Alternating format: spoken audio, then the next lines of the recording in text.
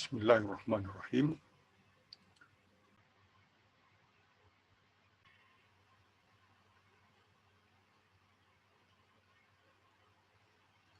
Sebagai rangkaian dari uh, perkuliahan di dalam materi dari etika profesi ini adalah bagaimana seorang pembelajar atau seorang mahasiswa berinteraksi dengan para gurunya atau para dosennya. Hal-hal apa saja yang penting untuk diketahui atau diperhatikan di dalam berinteraksi dengan para dosen. Yang pertama adalah, etika yang pertama adalah menghormati para guru dan dosen kita. Ya, dalam bahasa Arab yaitu riayatu hurmatihi, artinya memuliakan, ya, mentakzim para guru kita atau memuliakan para guru-guru kita, siapapun, ya, siapapun guru-guru kita yang kita mengambil ilmu darinya, mengambil pengetahuan darinya, itu harus kita hormati. Ada seorang ulama, ada seorang ilmuwan besar di dalam pengetahuan Islam, namanya Imam Asy-Syafi'i. Imam Asy-Syafi'i ini, beliau pernah seorang badui yang berasal dari pedalaman, jadi orang dusun begitu. Ya. Beliau di hadapan murid-murid beliau, tiba-tiba kedatangan seorang dari pedalaman, orang kampung, dan Imam Asy-Syafi'i mengatakan bahwa inilah guru saya. Ya, inilah guru saya. Ya. Tentu murid-murid atau para mahasiswa dari Imam Asy-Syafi'i ini terheran-heran. Apa sebabnya Imam Asy-Syafi'i seorang guru besar, pendiri mazhab, satu mazhab di dalam 4 mazhab di dalam Islam, yaitu mazhab Syafi'i.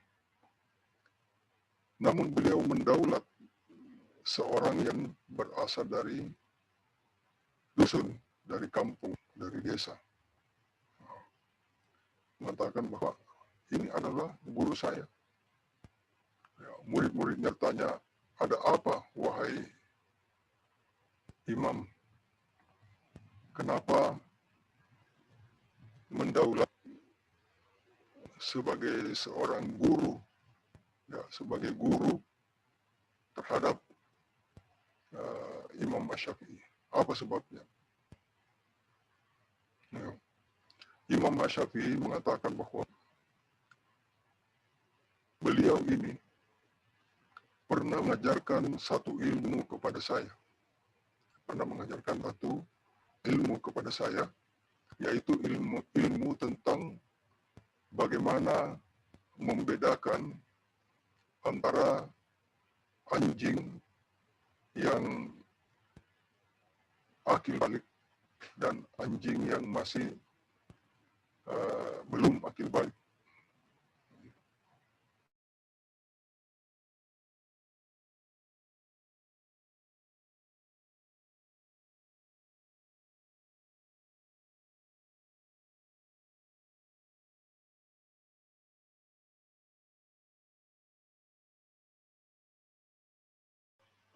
Beliau ini mengajarkan kepada saya bahwa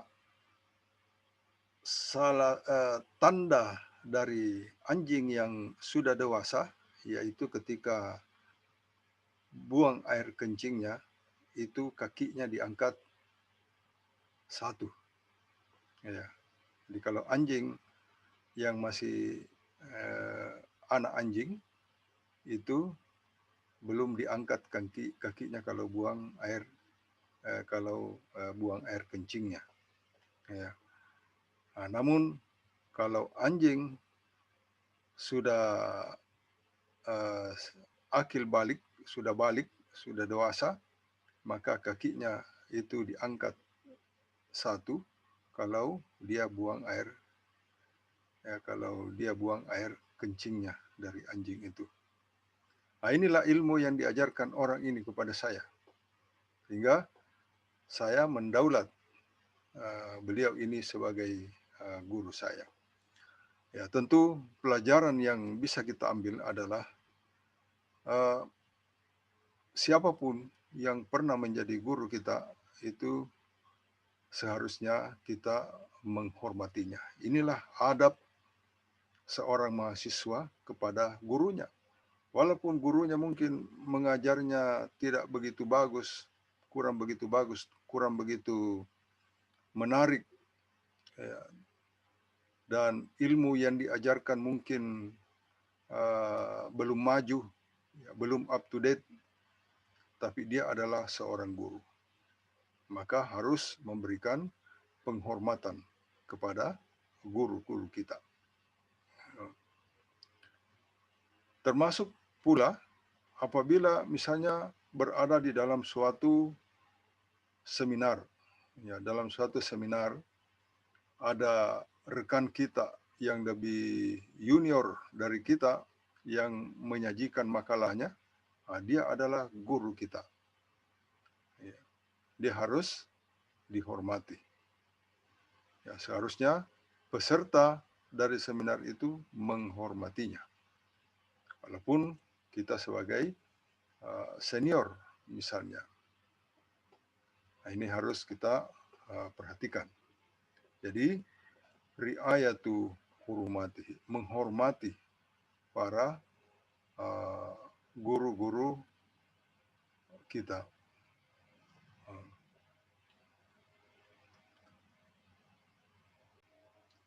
Adab yang kedua, seorang pembelajar atau seorang mahasiswa terhadap gurunya adalah menuliskan apa yang diajarkan oleh gurunya.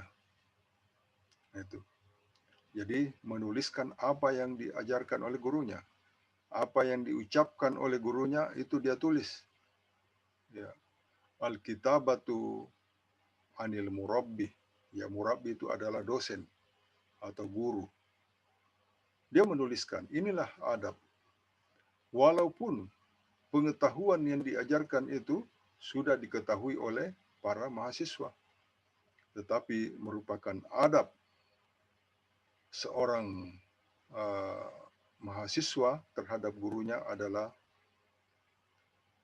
menuliskan. Ya, tidak boleh mengatakan bahwa saya sudah punya bukunya itu, yang diajarkan oleh Pak ini. Ya, saya sudah punya flash disknya, atau ada CD-ROM-nya di rumah itu, atau ada fotokopian saya yang lebih lengkap yang diajarkan itu. Ya, tidak boleh seperti itu. Jadi al-kitabatu anil murabbi, ya, menuliskan apa yang diajarkan oleh guru. Inilah adab. Apa sebabnya kita perlu menuliskan ilmu yang diajarkan oleh guru-guru kita? Menulis adalah salah satu metode untuk mengikat ilmu. Metode untuk mengikat ilmu. Dalam ada suatu perkataan ulama yang mengatakan bahwa kayyidul ilm bil kutubi. Ya. Artinya kalau ikatlah ilmu itu dengan menuliskannya. Ya. Kata para ulama mengatakan bahwa lepasnya ilmu pada diri seseorang itu itu sama mudahnya dengan lepasnya onta atau hewan piaraan yang tidak diikat. Begitu pula kemudahan lepasnya ilmu itu sama seperti itu. Kalau misalnya punya kuda atau punya hewan piaraan, punya sapi misalnya, bagaimana sapi itu gampang lepas kalau tidak diikat. Begitu pula ilmu, gampang sekali ilmu itu lepas. Jadi mengikat ilmu dengan menulis, ya ini adalah adab. Ini adalah adab seorang pembelajar terhadap gurunya. Ini harus diperhatikan. Ya. Dan menulis yang dimaksud di sini adalah menuliskan dengan tangan. Ya, kita harus tetap membiasakan diri kita, walaupun sekarang ini adalah zamannya copy paste, namun seorang pembelajar ya tidak boleh sekedar mengcopy paste. Dia harus menulis apa yang diajarkan oleh gurunya, apa yang diajarkan oleh dosennya. Dan tidak dibolehkan suatu hal yang kurang baik apabila seorang mahasiswa menanyakan kepada gurunya untuk mengcopy filenya. Ya. Ini juga penting untuk kita perhatikan. Jangan sampai mahasiswa bertanya, adakah filenya Pak? Kalau bisa saya copy PowerPoint-nya, filenya ini plus disko. Ini kurang bagus. Kecuali kalau dosennya yang memang menawarkan. Seperti itu. Jadi adab seorang mahasiswa terhadap dosennya adalah menulis apa yang diajarkan oleh gurunya. Apa yang diajarkan oleh dosennya. Tidak boleh seorang mahasiswa tidak menulis, dia hanya bawa flash disk-nya, dia kasih ke dosennya untuk dikopikan filenya. Tidak boleh. Kecuali kalau memang dosennya menyediakan PowerPoint itu untuk didistribusi ke mahasiswanya. Jadi mengikat ilmu dengan menulis. Ini adalah adab seorang pembelajar terhadap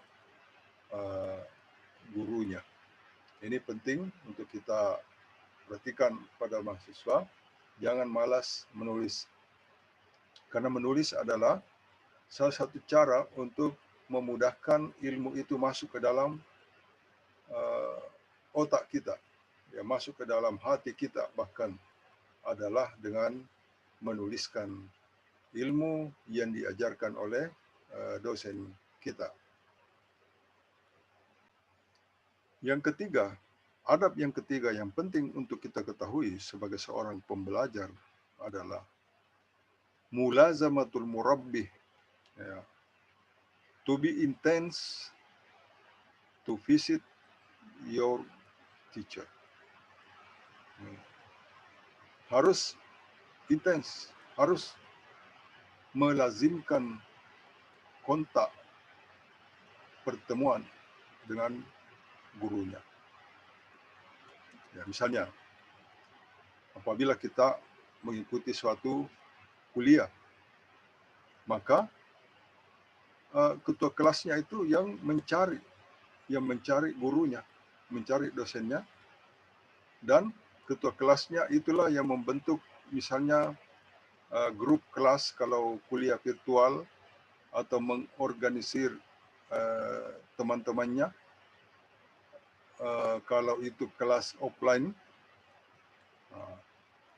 Dialah yang aktif mencari dosennya, bukan sebaliknya. Ya. Demikian pula kalau mengikuti bimbingan dari dosennya, misalnya bimbingan skripsinya, bimbingan skripsinya, tugas akhirnya, maka mahasiswa itulah yang aktif menghubungi dosen. Ya, jangan tidak melakukan pertemuan atau kontak. Ya, pertemuan bisa diartikan dalam arti pertemuan virtual, ya, melalui Zoom, melalui jaringan WhatsApp misalnya. Ya, ini adalah adab. Aktif mencari dosen kita, ya. Bukan bersikap acuh tak acuh kepada guru-guru kita atau pembimbing kita misalnya, ya, tetapi harus lebih proaktif. Tentu dengan melihat disesuaikan dengan keadaan, misalnya disesuaikan dengan kesibukan, ya. Dan melazimkan pertemuan dengan dosen atau mempertahankan kontak dengan dosen, tentu kalau misalnya kita mengontak dosen kita, tentu dengan bahasa-bahasa yang sopan, misalnya dimulai dengan salam, kemudian setelah salam misalnya, maaf Pak, saya mengganggu, maaf Bu, saya mengganggu, bolehkah saya misalnya bertemu sore ini, bolehkah saya mengirim proposal penelitian saya, ya, kalau boleh mohon email atau bolehkah saya WA-kan skripsi saya misalnya, seperti itu. Ya, dengan etika sebagai seorang pembelajar, ya, bukan bersikap acuh, ya, menghilang dan lost kontak dengan pembimbingnya atau dosennya. Harus lebih proaktif mengontak dosennya. Itu. Kemudian apabila kita sedang kuliah atau sedang berguru atau sedang seminar di hadapan di dalam kelas, di hadapan dosen kita, seorang pembelajar hendaknya memperhatikan misalnya pakaiannya, ya, memakai pakaian yang sesuai dengan adat istiadat dan sesuai dengan tuntunan agama pada agama kita masing-masing. Dan ketika duduk di dalam kelas, seorang pembelajar hendaknya duduk dengan cara yang baik. Ya. Tidak boleh seorang pembelajar menjulurkan kakinya ke hadapan dosennya atau gurunya. Ya. Ya. Ataukah mengangkat kakinya satu di depan dosennya. Ataukah bahkan kakinya sebelah naik di atas kursi. Ya. Di atas kursi atau di atas meja. Nah, ini sesuatu hal yang harus dihindari. Ya. Jadi duduk secara baik, dengan cara yang baik, sebagaimana lazimnya orang duduk di hadapan dosen kita yang memberikan ilmu kepada kita. Apa sebabnya? Karena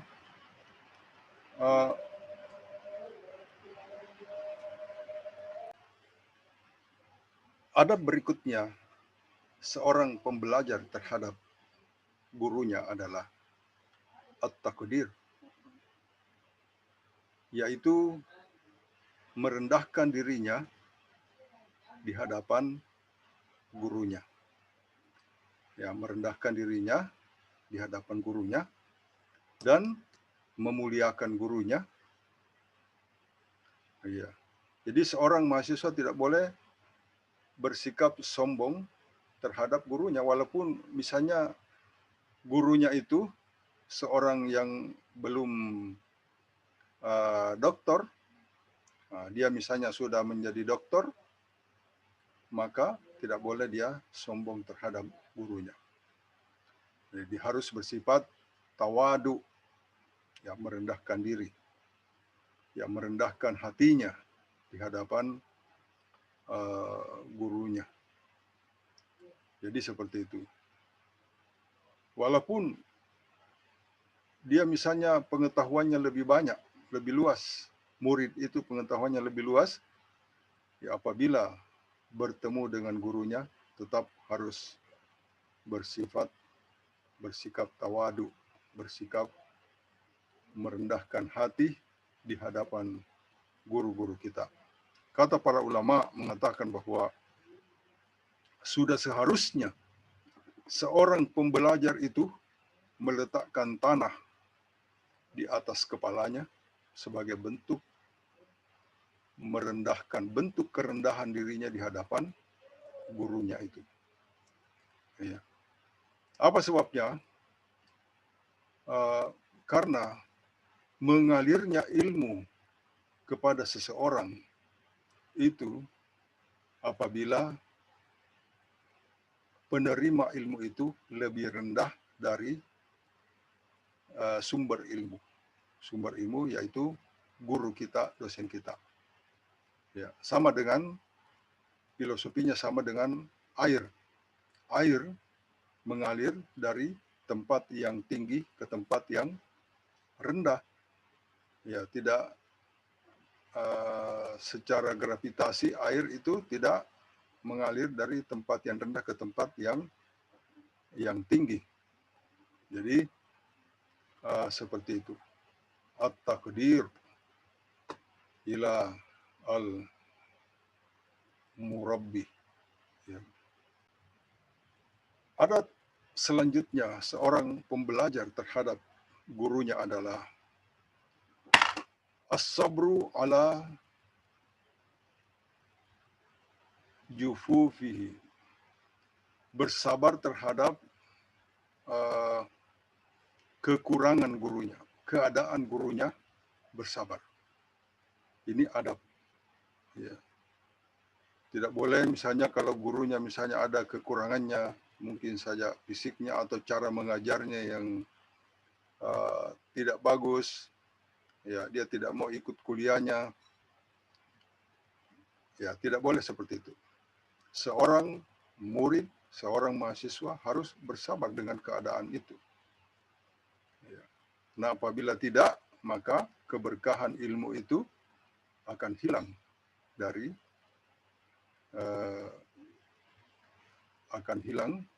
dari seorang murid itu. Jadi bersabar terhadap kekurangan gurunya. Misalnya gurunya kurang pengetahuan atau kurang luas wawasannya, tidak mengapa. Itu harus bersabar. Bagaimana caranya bersabar? Ya, di dalam caranya adalah berusaha untuk melakoni kesabaran itu. Siapapun guru kita, apapun keyakinannya, apapun tingkat pendidikannya, kesabaran ini diperlukan sebagai adab, sebagai pembuktian adab seorang murid terhadap gurunya. Selanjutnya adalah husnudzon bihi. Berprasangka baik terhadap gurunya. Ya. Jadi persangkaan baik ini harus dikedepankan. Apa yang diajarkan oleh guru, senantiasa seorang murid menanamkan pada dirinya persangkaan baik terhadap gurunya, bahwa gurunya memiliki keinginan yang baik. Kalau misalnya menelpon tidak dijawab, ataukah kontak dengan gurunya melalui sosial media tidak direspon, Ya, tidak boleh berprasangka yang lain-lain. Ya, selalu berprasangka yang baik terhadap guru. Ya, boleh jadi gurunya sibuk sehingga tidak direspon atau ada pekerjaan lain. Jadi seperti itu. Dan sebagai tambahan bahwa apabila berkomunikasi dengan guru harus dengan cara yang baik. Nanti kita akan sebutkan adab-adab bersosial media. Adab selanjutnya seorang pembelajar terhadap gurunya adalah husnul istima'i,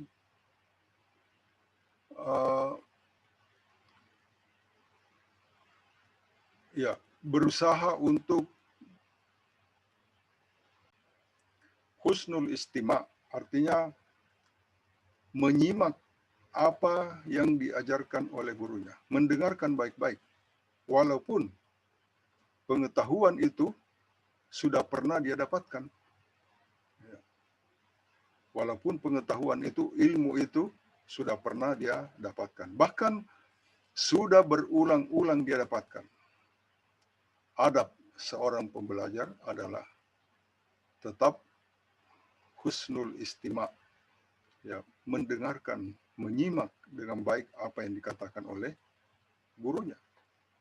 Karena boleh jadi sudah 999 kali dia dengar ilmu itu, pengetahuan itu, namun ke-1000 kalinya dia baru memahami, murid itu baru memahami sepenuhnya, baru dia masukkan ke dalam hatinya, dan baru dia kuasai.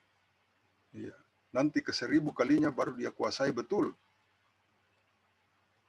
dari pengetahuan yang diajarkan oleh gurunya. Ya, nanti ke-1000 kalinya murid itu bisa menjiwai, misalnya. Ke-999 mungkin dia sudah tahu tapi belum dia jiwai. Nanti ke-1000 kalinya baru dia jiwai.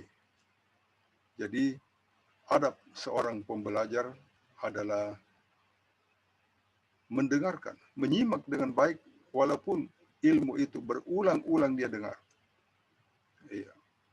Bahkan dia punya rekamannya, punya bukunya, punya flash disk-nya, punya CD-ROM-nya, punya filenya yang banyak. Ya, adab seorang pembelajar adalah mendengarkan, menyimak dengan baik, karena boleh jadi apa yang diajarkan oleh guru pada kali itu adalah ada sesuatu yang baru atau membekaskan ilmu itu pada diri seorang pembelajar itu. Jadi seperti itu. Dan boleh jadi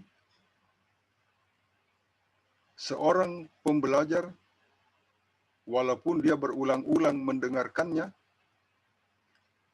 boleh jadi pada kesempatan itu, pada waktu itu, pembelajar ini mendapatkan suatu nilai yang berasal dari gurunya. Ya, nilai. Apakah nilai etika atau nilai spiritualitas atau nilai semangat yang ada di situ. Ya, karena kita misi keberadaan kita di kampus kita ini adalah tidak hanya mendownload pengetahuan, tidak. Tapi kita di sini misinya adalah, salah satunya adalah mendownload nilai-nilai yang ada pada guru-guru kita. Apakah nilai keuletan, nilai kesabaran, atau nilai semangat, atau nilai-nilai kebaharuan, novelty, ya, semangat meneliti, nilai-nilai ketelatenan, nilai-nilai kejujuran, nilai-nilai kesabaran. Itu semua ada yang menjadi konten ikutan dari setiap materi-materi kuliah. Ya, ini harus dipelajari, harus kita simak nilai-nilai itu yang melekat pada setiap pengetahuan-pengetahuan yang diajarkan oleh guru-guru kita. Mungkin di sisi lain ada kekurangannya, tetapi pada sisi yang lain ada nilai-nilai lebih yang ada yang diajarkan oleh guru-guru kita itu. Ini yang harus kita rekam, harus kita akuisisi, dan harus kita transformasikan ke dalam pikiran-pikiran kita, bahkan ke dalam sikap-sikap kita, ke dalam perilaku kita. Jadi seperti itu. Husnul istima' merupakan adab seorang pembelajar terhadap gurunya. Adab yang lain seorang pembelajar terhadap gurunya adalah menghindari tindakan yang terkesan menggurui gurunya.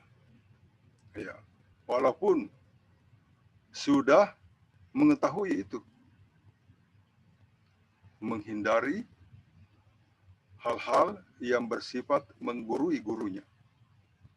Ya. Jadi ini harus kita hindari. Walaupun kita sudah tahu itu, tapi tidak boleh terkesan menggurui atau membantah gurunya. Walaupun dia lebih tahu, murid itu lebih tahu. Iya. Jadi keterbukaan hati menerima setiap pengetahuan yang bersumber dari guru kita dan menjauhkan hal-hal yang bersifat menggurui. Demikian pula menghindari bertanya dengan pertanyaan-pertanyaan yang menyulitkan guru untuk menjawabnya, ini juga harus kita hindari. Ya. Ataukah kita harus menghindari pernyataan atau pertanyaan yang bersifat merendahkan guru-guru kita.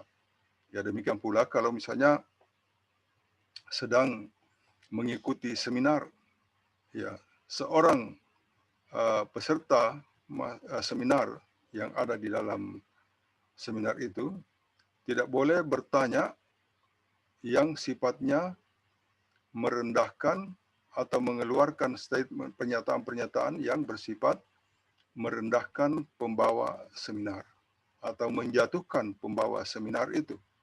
Ini harus dihindari. Ini adalah adab. Ya. Demikian pula memaksa guru untuk memberikan jawaban. Misalnya gurunya tidak menjawab atau tidak mengetahui jawabannya, adab seorang pembelajar adalah tidak boleh memaksa gurunya untuk menjawab. Iya. Jadi harus menerima apa yang diberikan oleh guru. Kalau guru tidak menjawab, ya kita harus terima itu. Atau dosen kita tidak memberikan jawaban, kita harus terima. Ya. Jadi tidak boleh bersifat menggurui atau bersikap memberikan pertanyaan yang seolah-olah menggurui. Ini juga tidak boleh. Ya, tidak dibenarkan hal-hal seperti itu. Ataukah dia bertanya kepada gurunya atau kepada pemateri di dalam suatu seminar itu untuk memperlihatkan bahwa dia lebih menguasai dari pemateri itu. Ini tidak boleh. Ini harus kita jauhkan hal-hal itu di dalam diri kita. Ya, dan senantiasa menerima pengetahuan, dan dengan pengetahuan itu tentu ada keberkahan di dalamnya, ada manfaat, ada nilai-nilai yang merupakan ikutan dari pengetahuan-pengetahuan yang diberikan oleh guru-guru kita. Para mahasiswa sekalian, itulah etika atau bagaimana adab-adab kita terhadap guru kita. Siapapun guru kita, hendaknya kita junjung tinggi adab-adab ini agar supaya interaksi dengan guru-guru kita mendatangkan keberkahan, mendatangkan manfaat di dalam kehidupan kita pada masa-masa yang akan datang. Semoga dimudahkan mengambil segala manfaat yang ada, dan kita akan lanjutkan pertemuan selanjutnya dengan adab dan etika, bagaimana kita beradab terhadap diri kita sendiri. Assalamualaikum warahmatullahi wabarakatuh.